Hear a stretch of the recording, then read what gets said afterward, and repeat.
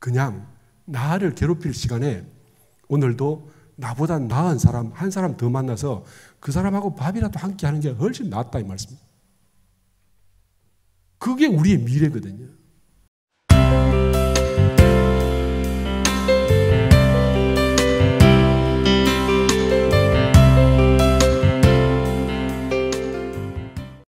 오늘 주제는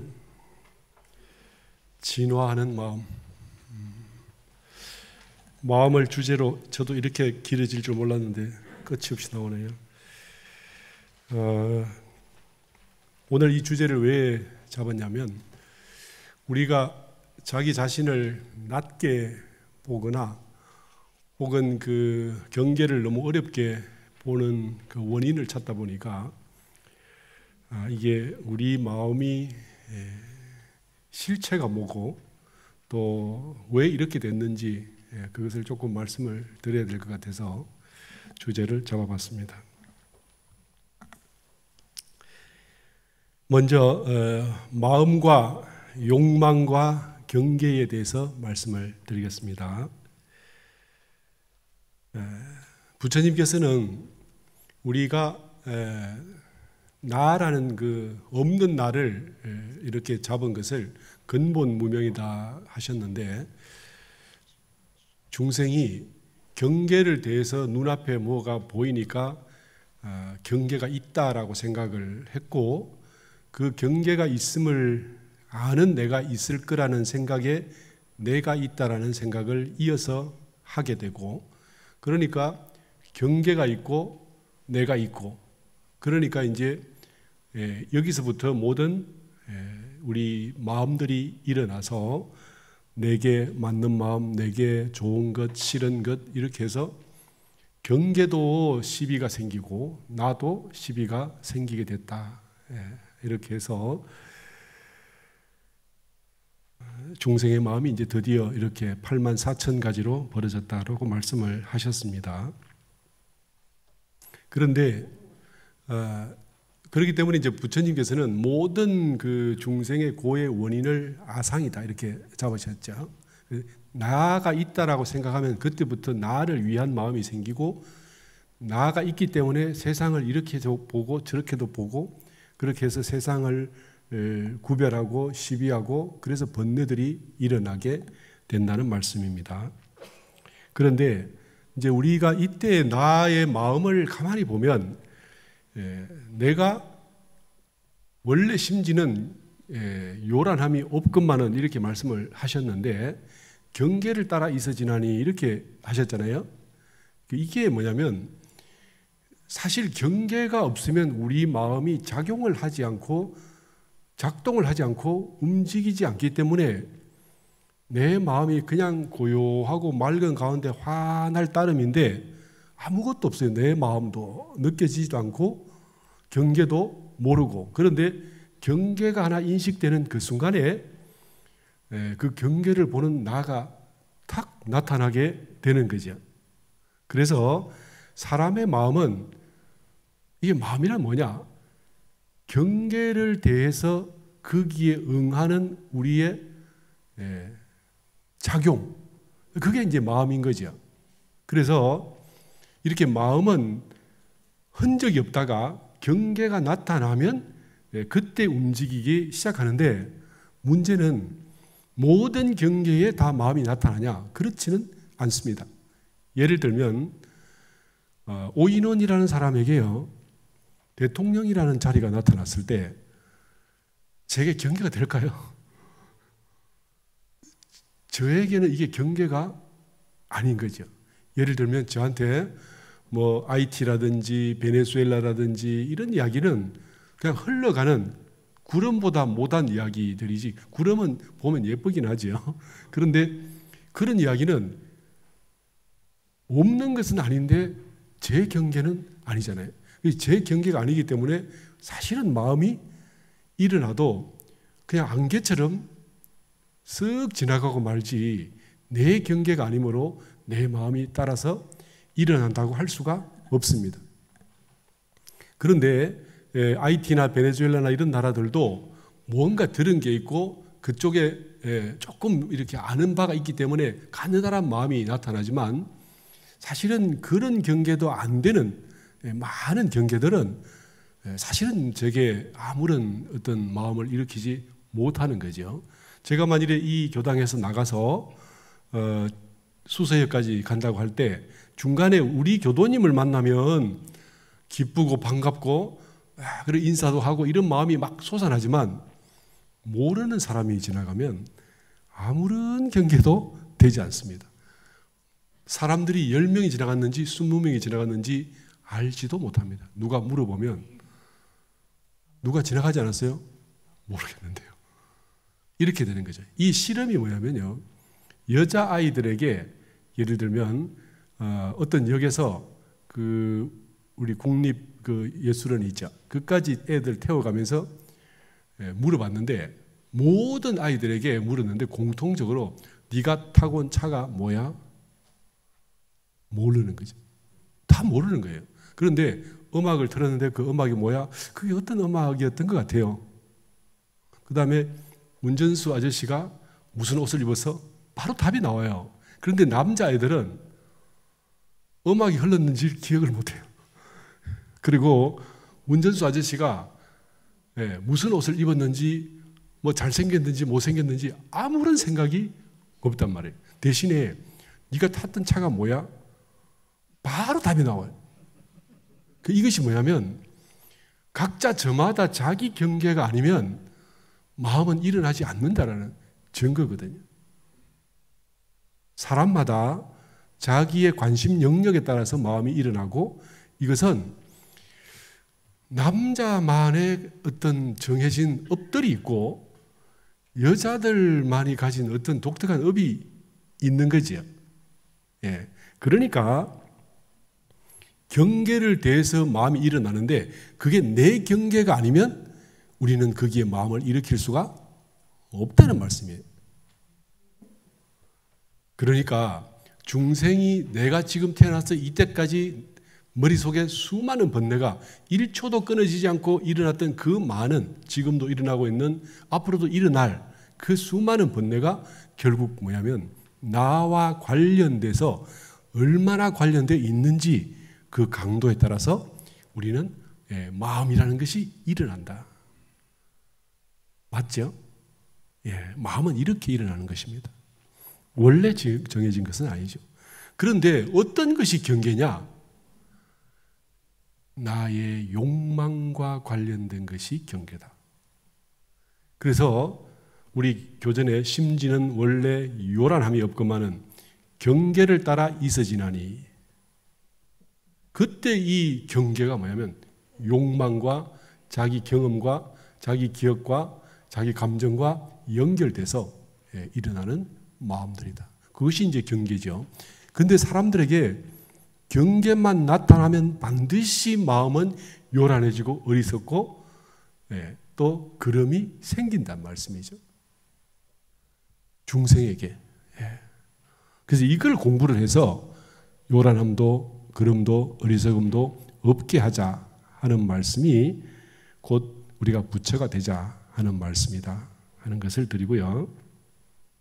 일단은 우리 마음이 이런 줄 알면 그때부터 내 마음에 그게 내 마음이 중요한 게 아니라 문제는 내 욕망이 중요한 거구나 라고 알아야 되고 그 다음에 내 인식이 중요한 거구나 라고 아셔야 된다는 말씀입니다. 사람들은 욕망과 경계와 그 사이에서 무한한 마음을 일으켜내기 때문에 이 마음이 문제다라고 마음을 괴롭힐 것이 아니라 이 구조를 알아서 우리의 욕망의 구조를 필요 없는 생각이 안 나게 하려면 필요 없는 욕망이 일어나지 않도록 필요 없는 욕망을 관리를 해 가셔야 마음이 나지 않는다. 이런 말씀이죠.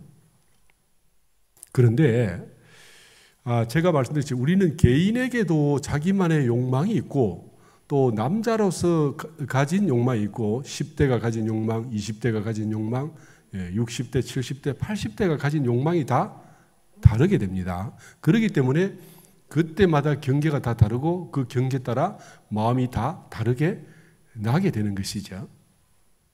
이렇게 알면 우리 마음이 도대체 어떻게 생겨서 어떻게 변하고 앞으로도 어떻게 변할 것인지, 그리고 이 마음이 나를 어느 정도 장악을 하고 나를 어디로 끌고 갈 것인지, 이런 것들이 예측이 사실은 가능하게 되는 것이죠. 마음 공부하는 사람이 이렇게 원리를 알아야 내 마음을 공부를 할 수 있고 관리를 할 수 있단 말이에요.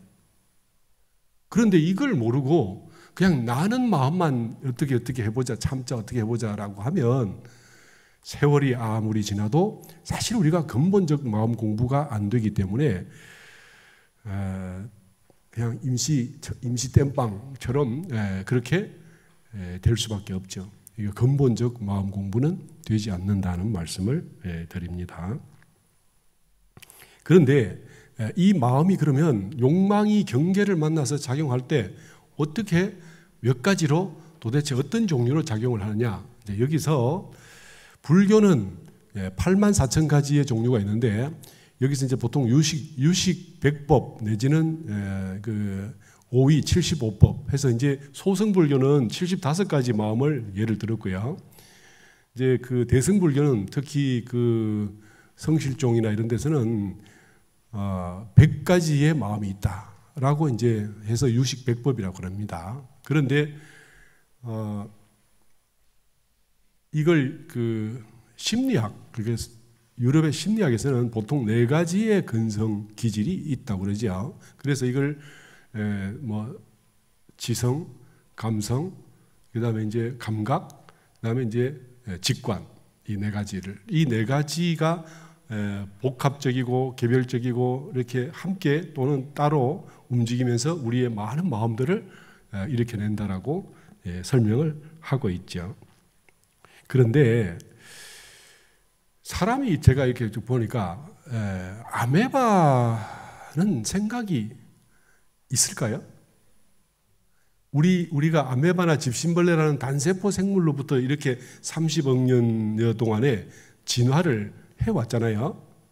물론 이걸 진화론을 안 믿는 사람도 있지만 그렇게 진화를 해오는데 제 생각에는 단순히 아메바나 집신벌레 같은 경우는 그냥 생존의 역할만 했을 것 같아요. 마음이라는 게 없고.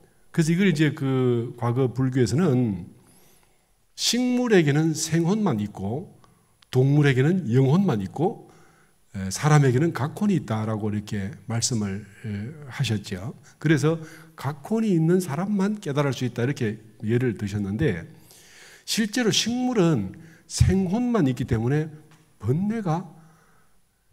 생혼만 있다면 번뇌가 없겠죠.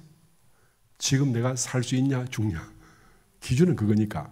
그래서 살 수 있냐 죽냐를 생각하는 게 아니라 사는 방향으로 그냥 이렇게 생명작용을 해갈 따름이죠. 그런데 동물도 최근에 그 생각이 없다라고 했는데 굉장히 많은 연구에 하면 동물이 이제 사람처럼 이렇게 미세하게 분화되진 않았지만 마음들이 있다라는 것들이 계속 속속 밝혀지고 있습니다. 그런데 오늘 그 이야기를 하려는 건 아니고 사람들은 동물에 비해서 단연코 훨씬 복잡하고 무지무지 압도적인 정도의 마음 작용들을 하고 있으니까, 그리고 이 마음이 단순히 내 속에서 번뇌 역할만 하는 게 아니라 우리의 삶을 방향을 열어가고 인간관계를 엮어가고 미래를 개선해가는 그런 역할들을 충실히 하기 때문에 이 마음에 대해서 잘 관리하고 잘 알고 활용하고 또 조절할 필요가 있는 것이죠. 그런데 문제는 이렇게 이용하고 활용하려고 하다 보니까 과거 성자들이 나타나서 우리의 마음들을 쫙 나열을 하고 그쪽에서 어떤 부분은 나쁜 마음, 어떤 부분은 좋은 마음 이렇게 분류를 해놨죠. 그래서 대표적으로 그 사단 칠정론이라고 아시죠? 그러니까 그 인의예지 내지는 신까지 합쳐서 이건 좋은 마음. 그 다음에 희로, 애락, 애오욕, 감정에 속한 것은 나쁜 마음. 이제 그게 사단 칠정론이죠. 그래서 나쁜 마음은 감정이 일어났을 때 저 나쁘고, 예, 이성적일 때는 좋은 마음이다라고 이 유교에서는 정해놨는데 실제로 그렇던가요? 요새 이렇게 그 퇴계 선생 같은 분하고 살아라면 못 살죠. 근데 제가 부산에 있을 때도 어떤 분이 저 사람 참 좋아서 너 좋겠다 이렇게 하니까 네가 살아봐라 그렇게 하더라고요. 그러니까 이게 칠정이라는 것이 사실은 작동을 잘 해줘야 되는데 그게 과거처럼 나쁘다라고만 말하면 이제 안 되는 시대가 됐죠. 이게 무슨 말인가 하면 이때까지 나쁘다라고 생각했던 그 수많은 마음들이나 감정들이 나쁜 것이 아니라는 것으로 지금 드러나고 있잖아요. 옛날에 우리가 그 권선징악의 시대에는 뭐 콩쥐는 무조건 좋고 팥쥐는 무조건 나쁘고, 그죠? 흥부는 무조건 착한, 끝까지 착하고 죽어도 착하고, 놀부는 계속 나쁘고 무조건 태어날 때부터 걔는 원래부터 이상한 애였고, 이렇게 돼 있잖아요. 근데 그게 근대 소설로 접어들면서 뭔가 선악이 얽히기 시작했고, 현대 소설에는 그게 굉장히 복잡하게 악한 사람도 좋은 면이 있고 또 악한 사람이 또 쉽게 변하기도 하고 선악이 서로 교묘하게 얽혀서 우리가 판단하기 어려운 정도로 인간관계가 다양하게 전개된다는 것을 이야기하는 거죠. 지금 사는 우리 시대 사람들은 누구도 원래 착한 사람은 있지 않다라고 생각을 하는 거지. 실제로 제가 한번 말씀드렸지만 착한 사람하고 살면 힘든 게 참 많습니다. 너무너무 힘들 때가 있어요. 그리고 바깥으로는 저 사람은 착하게 소문나 있기 때문에 혹시 저랑 틀어지면 무조건 내 잘못이고 뭐 이런 거 생기잖아요. 그런 경험 안 하셨어요? 있잖아요. 그렇기 때문에 선악이라는 것이 딱히 정해져 있지도 않지만 문제는요, 마음 하나에도 성실이 다 좋냐, 예를 들면 끈기가 다 좋냐, 화합이 다 좋냐, 그렇지 않다는 거죠. 그래서 보통 사람이, 제가 이제 극단적 표현을 좀 해보겠습니다. 나태, 우리 교재에 보면 나태하지 말며 있지 않습니까? 지난번에 우리 김기현님께서 암환심을 내지 말며, 그 암환심 내지 말아 했는데, 그죠? 이런 것들에 대해서 생각을 해보실 필요가 있어요. 그냥 말씀하셨으니까 그냥 받아들인다가 아니라 나태하지 말며에서 나태라는 것이 도대체 어떻게 생겼을까요? 사람은 왜 나태하게 됐을까요? 나태가 싫습니까? 나쁜 겁니까? 혹시 나태가 좋다고 하시는 분도 있어요? 네, 피곤할 때는. 예. 제가 여쭤볼게요. 동물 중에서 나태한 동물이 있습니까?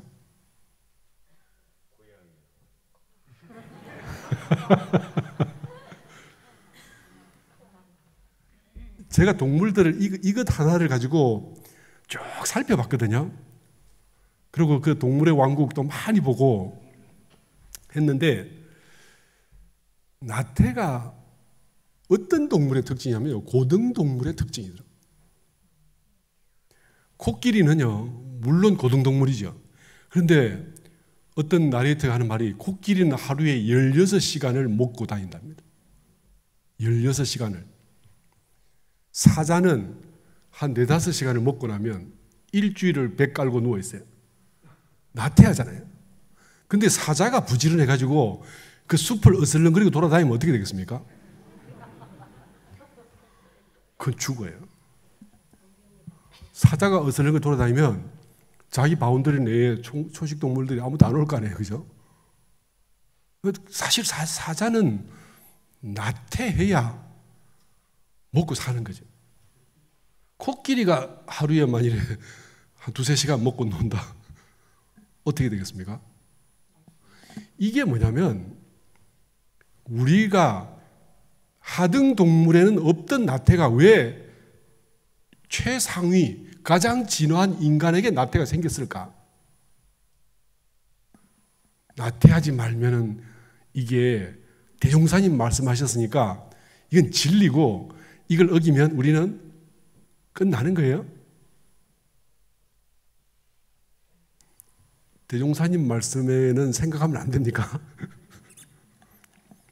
우리가 기독교를 깔 때 뭐랍니까? 거기는 그냥 믿음만 강조하지 분석이나 이런 생각을 못하게 한다라고 하잖아요. 그래서 이 지식이나 지혜를 사탄의 열매다 이렇게. 우리도 그래야 됩니까? 다른 건 다 까고 대종사님 말씀만 그냥 믿자. 그렇게 하시면 되나요? 제가 볼 때는요, 나태는 어쩌면 사람에게만 진화돼서 이렇게 습득되어 있는 독특한 마음작용이다. 그렇죠? 만일에 여기에 독거미가 한 3,000마리가 돌아다닌다 라거나 불이 났거나 이게 시계가 째깍째깍 돌아가는 폭탄이 설치되어 있거나 그래도 나는 게으르니까 좀 천천히 나가고 싶어. 아니면 좀 자든지 누워서. 혹시 그럴 분이 계실까요? 집에 설거지가 개수대에 꽉 차 있는 분도 날마다 개수대에 설거지 거리가 꽉 차 있는 사람도 여기에 지네 같은 게 한 3,000마리가 풀려 있으면 게을러서 안 나갈까요? 제가 볼 때는요, 나태는 굉장히 선택적입니다.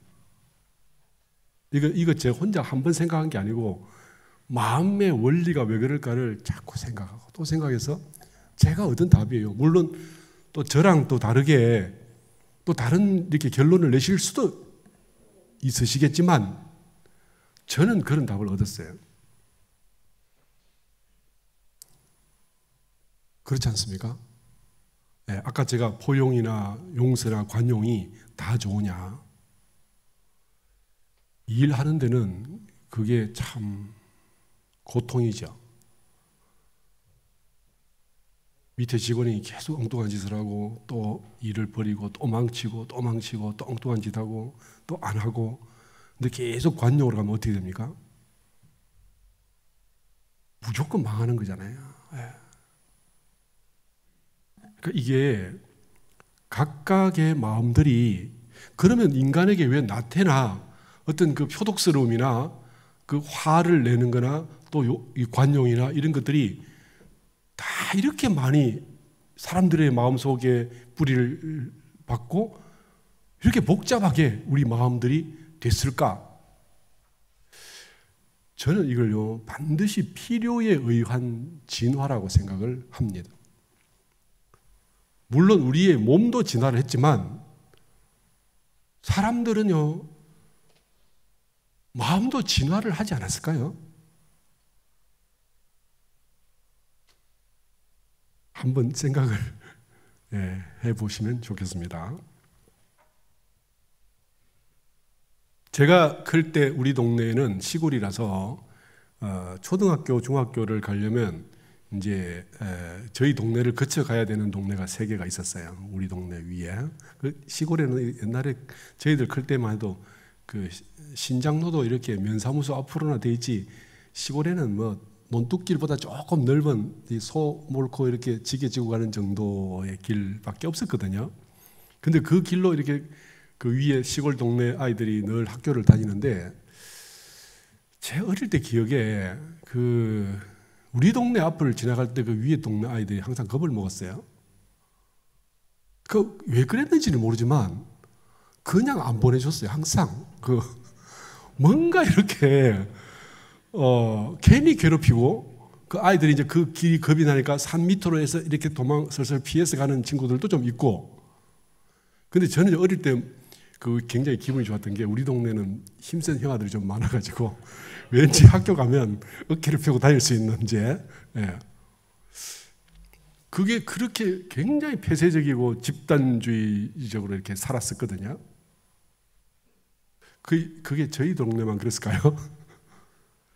아마 그 시대에는 조선 시대라는 시대는 객지라는 것과 고향이라는 것이 어마어마한 차이가 있어서 보통 사람들이 다른 동네 가서 적응하기가 참 어려웠지 않습니까? 이렇게 왜 배타적이고 폐쇄적인 그런 문화가 있었을까? 근데 제가 이거를 동물들과 이 원시 시대와 이렇게 미개한 민족에서 이 사회가 발전된 사회로 나아가는 그 어떤 수준에 따라서 다른 부족들을 만나면 죽이거나, 내지는 이 동물들은 미어캣 같은 걸 보면 막 6, 70마리씩 떼지어서 있다가 서로 붙으면 싸우잖아요. 그냥 싸우는 게 아니라 죽인단 말이에요. 사자나 이런 것들도 다른 종족이 건너오면 그냥 죽이는 거거든요. 그렇지 않습니까? 그리고 이 원시 부족 이렇게 아프리카의 사람들도 다른 부족과 주로 전쟁을 했어요. 주로. 근데 제가 클 때 보면 우리는 전쟁까지는 아니지만 그 왠지 아무 이유도 없는데 괜히 괴롭히는 그런 게 있었단 말이에요. 지금 생각하면 좀 황당한. 그리고 여행을 가면 이쪽 고등학교와 이쪽 고등학교가 만나면 싸우는 거잖아요. 그게. 지금은 그렇지 않죠. 근데 지금은 어찌 보면 서로 이렇게 배려하고 도와주고, 이게 결국 화합이라는 것은 진화의 결과물이라는 생각을 하게 되고요. 제가 사실은 나이는 어린데 시골에 살아가지고 도시에서 크신 분들은 이런 걸 잘 모르시더라고 보니까. 마치 그러니까 제가 또 조선시대 절반쯤 걸쳐서 살다 온 사람처럼 그렇게 되는데, 하여튼 저희들이 클 땐 그랬어요. 그런데요, 문제는 지금은 시대가 급격히 달라지잖아요. 그러니까 그 동네에서 모든 걸 자급자족하던 시대가 완전히 바뀌어서 이제는 세계가 하나가 되는, 이번에 그 코로나 사태가 터졌거나 저 아프리카에서 무슨 병이 생겼을 때 불과 이게 몇 달 만에 한국의 구석구석까지 이 병이 퍼져가는, 전 세계로 확산되어가는, 이게 뭔가 이렇게 당분간 국가끼리의 어떤 관문을 좀 닫고 살면 되지 않을까, 혹시 이런 생각을 안 해보겠어요? 저렇게 심각한 병이 오는데 그 외국에 왜 나가는 거야, 사람들이 자꾸 그 코로나 옮기러. 그렇지만 그게 안 갈 수 없는, 이제는 도무지 이제는 전 세계 네트워크를 끊으려야 절대로 끊을 수 없는 그런 시대로 완전히 진입을 해버렸지 않습니까? 그 시대가 달라졌죠.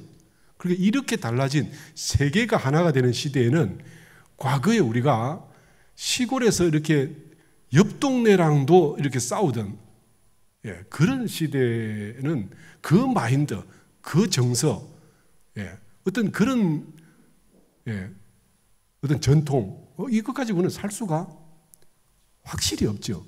그런데요, 놀랍게도 제가 마음 공부를 해보니까 우리 속에는 신석기 시대 정도의 적당한 그런 감정들의 그 어떤 틀들이 너무 많이 남아있어요. 우리에게. 그러니까 이 시대와는 완전히 안 맞는데, 아직 진화를 못한 숱한 우리 속의 잠재의식과 무의식 속에 본능처럼, 이게 거의 본능처럼 이렇게 몇천 년간, 몇만 년간 찌들어 있는 이런 어떤 마음들의 프레임들이 아직도 생생하게 작동을 하고 있어요. 그러니까 문제가 생기는 거거든요. 제가 아주 이 세상에서 종교가 들어가지 않고 가장 성스러운 마음이 뭐냐면 모성애라는 겁니다. 그렇죠? 모성애가 얼마나 좋습니까? 그리고 그 비해서 10분의 1도 안 되는, 이렇게 말하면 또 반발하시는 분이 계시더라고. 부성애는 모성애에 비해서 비교할 수가 없잖아요. 그래서 어머니들의 그 모성애의 그 위대함과 사실은 그 성스러움을 감히 누가 말을 할 수가 없는데, 이 모성애가 뿌리가 뭐냐? 제가 이걸 한번 까보겠습니다. 그런데 그 엄청난 모성애가 만일에 전처소생의 아이를 향해서도 그 마음이 똑같이 날까요? 우리가 옆집 아이에 대해서는 그렇게 원망하고 미워하고 싫지가 않아요. 옆집에 아이가 지나가면 아우 예뻐 너 이렇게 칭찬하고 그래 내 똑똑하다 뭐 좋아해 준다고요. 근데 왜 전처 아이는 그렇게 갈굴까요? 왜 이 여행 가방 속에 넣어놓고 80kg, 90kg 된 여자가 그걸 밟고 다니냐고요. 왜 그럴까요? 나는 안 그럴 것 같죠. 다른 사람은 그렇고. 그러니까 그렇게 한 계모를 향해서 전국적 비난이 쏟아져 들어갑니다. 근데 저는요, 그 뿌리가 뭐냐면 내 자식에 대한 성자적 사랑이 똑같은 거라고 저는 봐요. 예를 들어볼까요? 우리 남편이 바람이 났어요. 어떻습니까?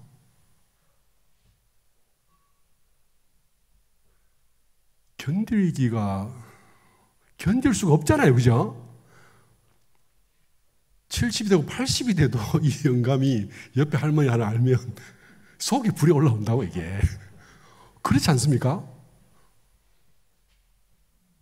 그런데 우리 영감이 옆에 가서 알아가지고 애를 하나 낳아왔다. 그러면요, 그 바람난 남편이 싫은 만큼 그 애가 딱 그만큼 싫을 거라고. 그럼 바람난 남편이 왜 싫을까요? 그 애를 의도할까 싶어서 그래서 싫은 거잖아요. 그러니까 내 아이 말고 남편과 나 사이의 아이 말고 다른 그저 여자와의 사이에 남편이 애를 낳은 그 애는 어때요? 그게 바로 뭐냐면 남편이 다른 여자를 만나는 것에 대한 싫음의 그 원인이거든요. 그게 그렇지 않습니까?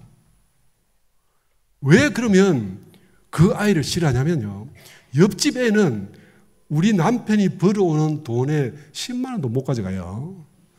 근데 남편이 다른 여자에게서 데려온 그 여자는, 그 아이는 내 남편 재산 절반을 떼간다고. 이게 내 아이에 대한 절대적 모성애가 용납을 할 수가 없는 거죠. 모성애는요 분명히 성스럽습니다.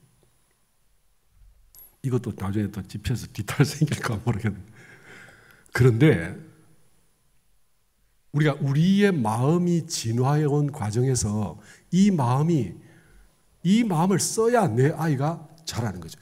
아빠가 애를 키웠으면 아이들이요 자아가 형성이 안 되고 자존감이 형성이 안 되고 대사회 관계에서 이게 베이스가 무너집니다. 근데 엄마의 이렇게 불타는 그 성자적, 그죠? 어찌 보면 돌려 말하면 악마적, 이제 표현이 좀 이상합니까? 내 아이를 위해서는 성자적이지만 내 아이 말고 다른 여자를 통해서 나온 아이에게서는 악마적 어떤 기질이 나오잖아요. 제가 생각할 때 우리가요 그 전처 아이를 그 여행 가방 속에 넣고 밟아서 결국 죽게 만든 그 여자를 욕을 하지만 그 사람을 욕할 만한 우리가 마음이 되려면요 우리 남편이 바람피도 아무렇지도 않은 사람이라야 그게 욕이 가능하다고. 제가 볼 땐 그렇게 보여요. 혹시 이걸 가지고 저한테 이제 또 아니 토론을 하시겠다 하면 제가 받아들일 수는 있는데 왜냐하면 제가 모르는 부분을 또 누가 가르쳐 준다면 저는 이걸 가지고 결국 이건 뭐냐면 원리의 문제이기 때문에 저도 또 받아들이고 또 배우고 해야 되는 문제거든요, 이게. 그래서 우리가 가지고 있는 숱한 마음들이 그게 지금 우리의 인생을 유지하고 현재를 이렇게 스포트해가는 어떤 데 적응적이기 때문에 그 마음을 계속 진화시키고 발달시켜 온 거잖아요. 제가 볼 때 인류 문화가 이렇게 꽃이 피고 이렇게 사실은 동물하고는 비교할 수 없이 화려하게 된 이유는요, 저는 그 중에 결정적인 요인이 어머니의 무한한 사랑이라고 생각을 합니다. 이것이 완전하게 서포트가 될 때 우리가 건전하고 건강한 정신, 일단 어머니는 내게 선악이나 시비를 가리는 게 아니라 내가 온전하고 완전하면서 절대적인 역할을 하는 존재가 될 수 있도록 목숨으로 우리를 서포트했기 때문에 우리가 이렇게 존재하는 거 아니겠습니까? 그래서 우리 판단이나 생각이 뒤틀리지 않는 거잖아요. 그러니까 이 위대한 그 마음에, 그 어머니의 마음 때문에 나는 오늘도 바른 생각과 맑은 정신으로 다른 사람을 위해서 1대1로 동등하고 자신 있게 이렇게 대하고 살아갈 수가 있는 거잖아요. 그러니까 이 어머니라는 성자가 아니면 우리가 어떻게 이런 정신을 가지고 있겠습니까?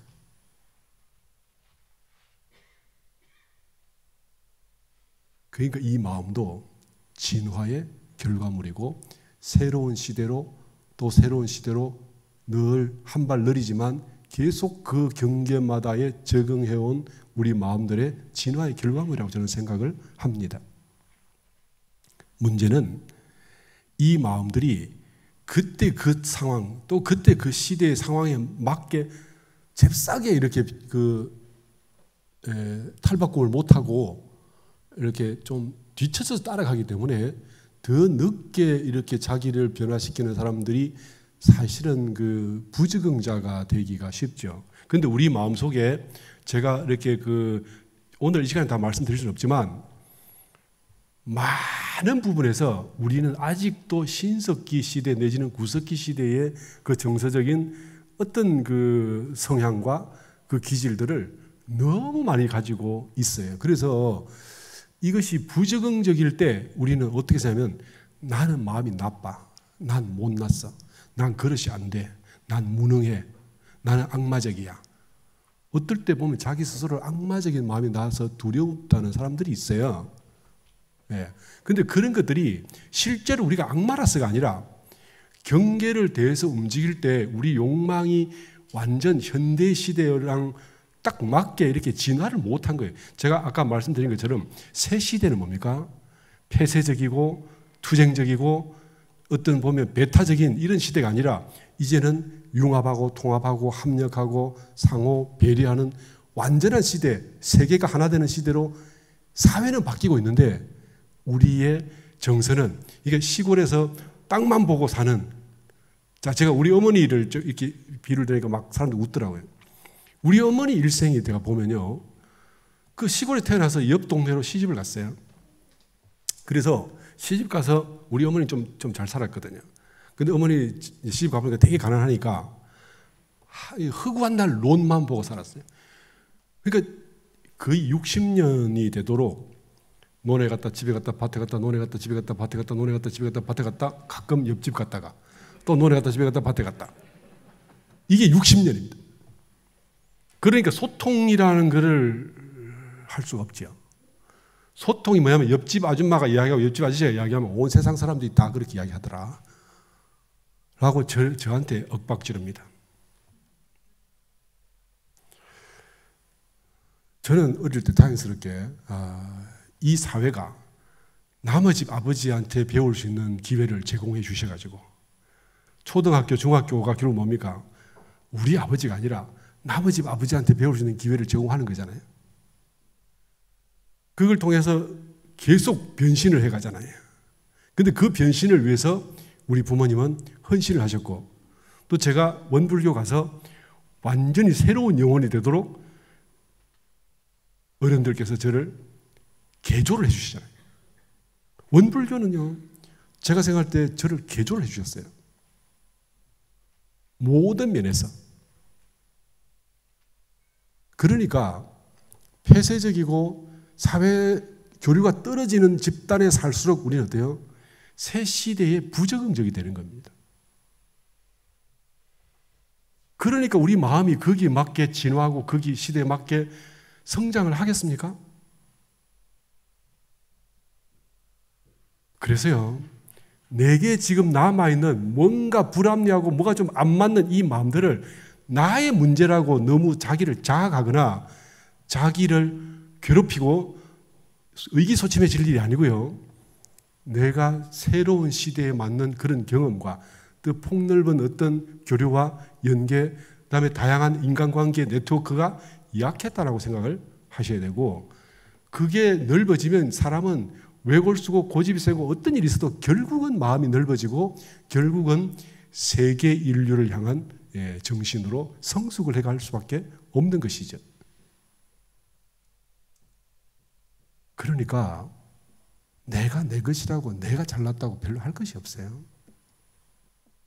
결국은 내가 어떤 사람을 만나고 어떤 스승을 만나고 어떤 법을 만나고 이게 문제죠. 그러니까 원불교가 진리를 드러내는 법을 내시고 이 법으로 인격을 완전히 만들어버리신 대종사님으로부터 출발했다는 것이 우리에게는 크나큰 희망이고 그게 비전이란 말이죠.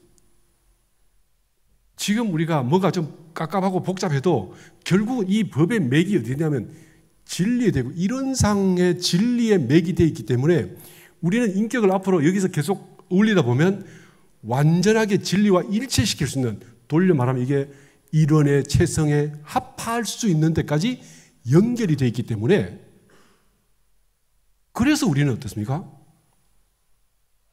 원불교가 왜 이러냐면 진작부터 하나의 세계를 이렇게 강조를 해주잖아요. 이미 세상도 하나의 세계가 되어가고 있고.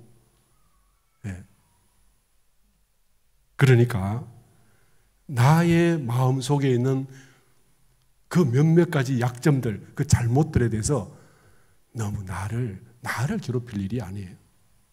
우리는 우리 스스로를 괴롭힐 이유가 하등 없습니다.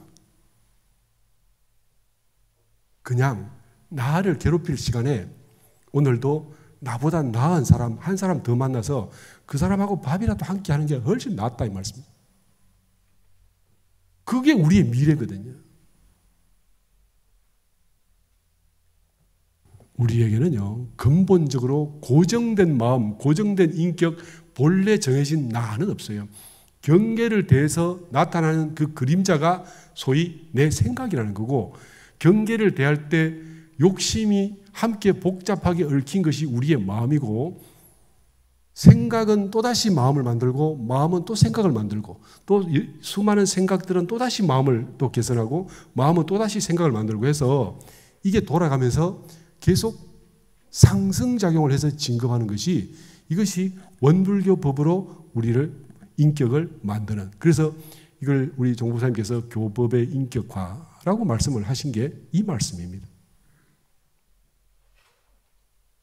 새 시대에 우리 마음이 어떻게 가야 되는지 이게 자명히 드러나는 것이고, 그리고 우리가 나뿐만 아니라 내 앞에 있는 사람도, 그 사람도 이 사람의 고정된 인격이나 고정된 마음은 없다. 그 사람도 많은 경계와 많은 사람을 만나다 보면 그 사람 마음이 또 달라질 거기 때문에, 문제는 내가 위축돼서 현해상을 가지고 다른 사람과의 관계를 차단하거나, 혹은 내가 오만해가지고 다른 사람을 무시하고 그 사람과의 관계를 내가 알아서 끊거나, 스스로 교류를 안 하고 나의 수준을 내가 한정해서 멈추는, 그것이 문제니까 고집만 없다면 우리는 결국 열애를 향해서 갈 것이다 하는 말씀을 드리고, 마음은 이때까지 우리가 가진 수많은 마음이